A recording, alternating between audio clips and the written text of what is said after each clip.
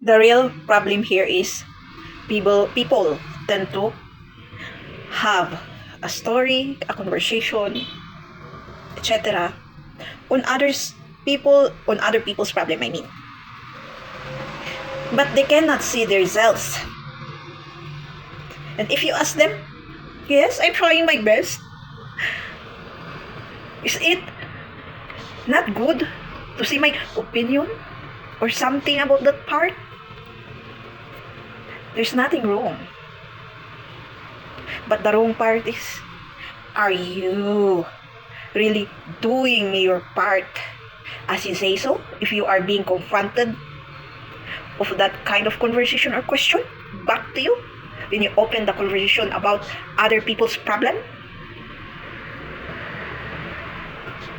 it will make you realize the one thinking right. Doubt, fear, question your identity. That's the part. Then, from that point of realization,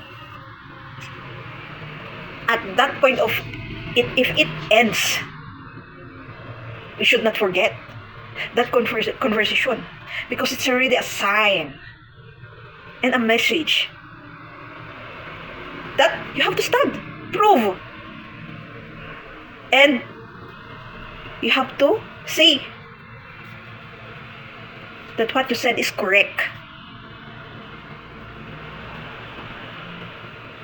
Not only prove, but you have to stand.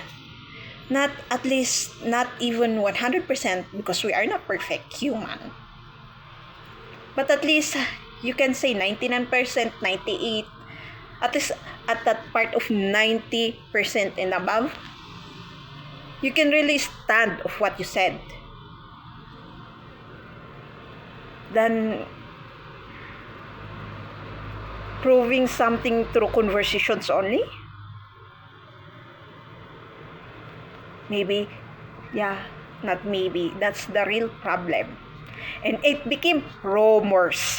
That's why there is a rumors.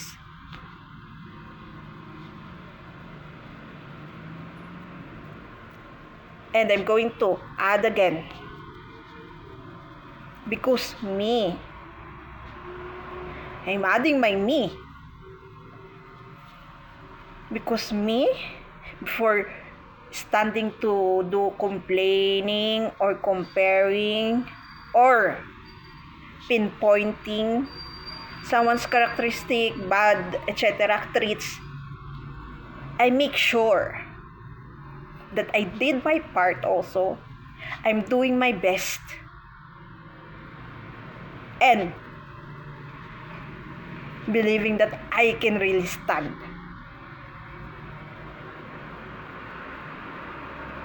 Because it will come to any person questioning who you are, your moral. And I'm going to add this moral, because there are some says that moral doesn't define you. It is. It defines who you are, between that characteristic, attitude, manners, etc. That's a part of pressure also, because the moral, if you are being pressured, who you are really will come out. Every person do this one, cursing, even good or bad. The only thing that people mix very clean good is the reflection, acceptance, and repentance. You know your fault, you know that situation, I mean, situation.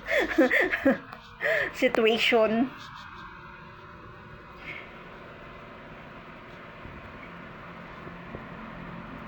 Just connected to that reflection, acceptance, and repentance, why you did that part.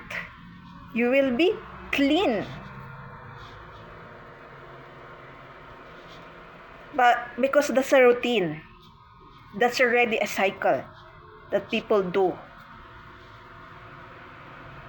But to make it healthy, you have to do that reflection, acceptance, and repentance through yourself. Like you are talking through yourself. Because God, Lord, and the Holy Spirit is living in your body. It's their home. So even though you didn't say, God, I repent this, just talking to yourself. Even these words that I'm saying, it's a prayer actually. Not giving only information, or some others is teaching, or some others is sharing, or some others is rumors.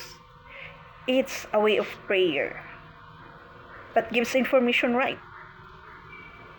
All what we say is a prayer, even though some people heard it. The way you act to others will come back to you, as they say. The universe will give back to you. Because what we think, what we say, what we act in actions is our prayers that revolves in the universe, so that the universe will give back to us. That's the cycle. So to make it healthy, because people cannot remove that in our lives, we have to do something about it. Like me, at least I know something. And I'm sharing why I'm adding me again. I'm like teaching also a part of how to be a genuine you. How to be honest to yourself. How to act mannerable. But through this sharing,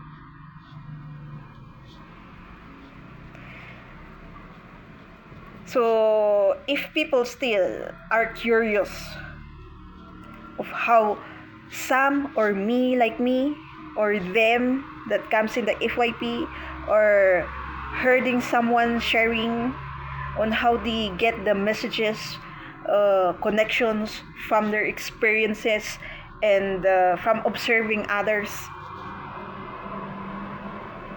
Because yes, there's an observant, very vigilant, there's a discernment, intuition, guts, instinct, but there's a part they apply it to themselves also.